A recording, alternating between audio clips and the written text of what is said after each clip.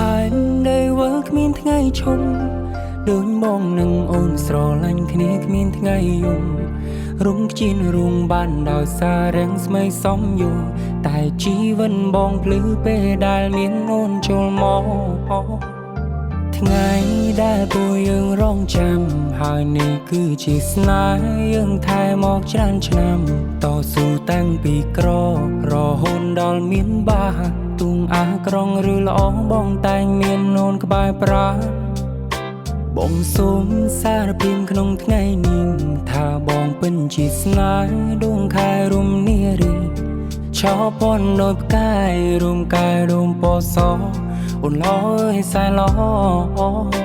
គុំស្អាតខ្លាំងពេញបងសុំមងហោទុំអារម្មណ៍មិនចូលបែរលូតញោម